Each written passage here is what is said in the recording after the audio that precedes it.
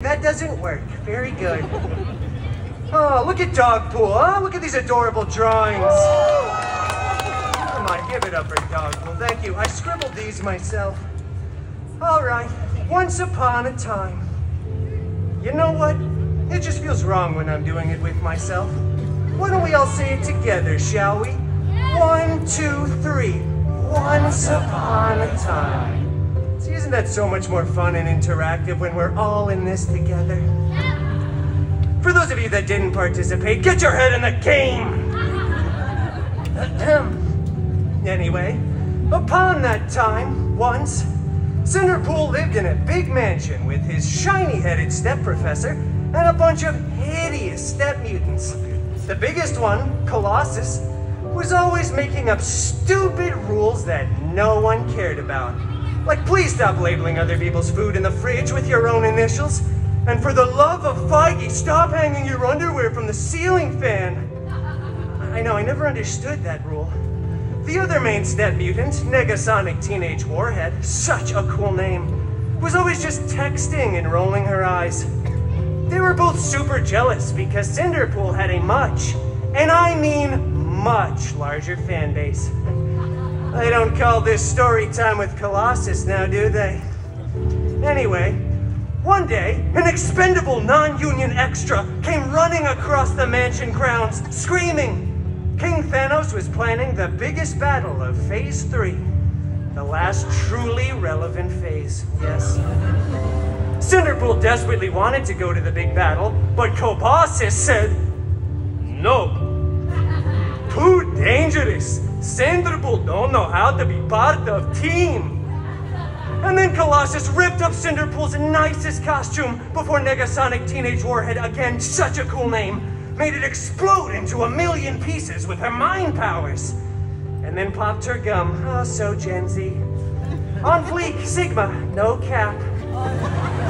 CinderPool was very bummed and felt very vulnerable and exposed. Minus 100,000 aura, as Negasonic would say. He ran out onto the mansion grounds, stumbling for dramatic effect. How you doing there, child? When suddenly, a big, strange, sparkly circle appeared. And from out of that big, strange, sparkly circle walked out CinderPool's very hairy god mutant, Wolverine! Alright, come on, Loki Bear. You have to actually step through the sparkly circle. Otherwise, the audience isn't gonna know that you're here yet.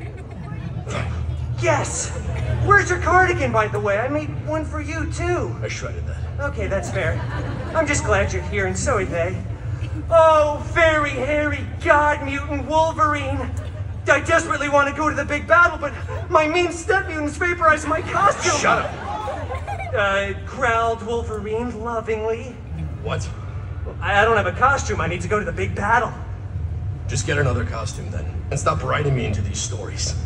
Okay, well, after that very sage and somewhat Australian advice, CinderPool headed off to the wardrobe department to get a freshly laundered costume, and then went to the big battle. CinderPool missed most of it, though, because he stopped for some chimichangas along the way. You know, priorities, right? Yes, I get it. But rest assured, when CinderPool got there, the Avengers were still winning. Captain America looked so cool and so ruggedly handsome in those pants. I love Mr. Rogers. And meanwhile, CinderPool's very hairy god mutant Wolverine was... I'm going to Pim's. Okay. Thanks for coming, Logie Bear. Honestly, that checks out. I don't think we really had the rights to him back then anyway. Bye. Well, anyway, meanwhile, as the aliens were finally fleeing away in defeat, CinderPool saw something on the steps of one of the spaceships. It was a single glove. And a high five. Here you go, kid. Wow. This glove was so fancy. Big and gold with beautiful jewels. I think there were 6 of them, not that that's really relevant information. I wonder who this fits, thought CinderPool before trying it on. After some clicking, whizzing, and whirring, it adjusted right to CinderPool's arm. Then, out of nowhere, Iron Man came flying in out of left field screaming, "Hey, take that off. This is my sacrifice to make, all right? I really don't want to be Iron Man until I'm 90. Please let me go retire somewhere nice like Latveria or something." All right, one person got that. Yeah, don't worry, I'm a little confused myself. Then, other, much less relevant Avengers came running in too, saying things like, take that off, that's not a toy, whatever you do, do not snap. So obviously CinderPool snapped. I mean, CinderPool snapped a bunch, both physically and mentally. Then the weirdest thing happened. It was probably unrelated to CinderPool's actions, but half of the people kept disappearing, and then reappearing, and then disappearing again. So many people were crying. Tony said I love you like 3,000 times, which was kind of mushy.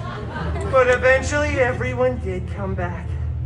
But then the Avengers tackled CinderPool, ripped off his new favorite glove, and then when they went on to remake the movie, they CGI'd Tony's head onto CinderPool's majestic body, and it went on to become the most profitable film of the Feige cinematic universe. Yeah, the FCU, as I like to call it. I'm still workshopping that acronym. I feel like there's just one too many letters. It's okay, though. Everything honestly worked out for CinderPool, because CinderPool went on to start his own, even more successful franchise. Yeah! That's right!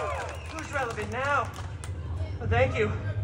It was so insanely successful, in fact, that CinderPool was eventually invited to be part of the Avengers Endgame 2. Electric Boogaloo. No cap, kid. Coming to theaters at, well, some point. Well, that's the end. Game, if you will. All right, we got a couple pun fans out there, like 3 of them. Thank you so much for that. I practiced that in the shower all morning. All right, well, thank you all for coming to another illustrious story time with Deadpool, lovies and dovies. I'll see you next time.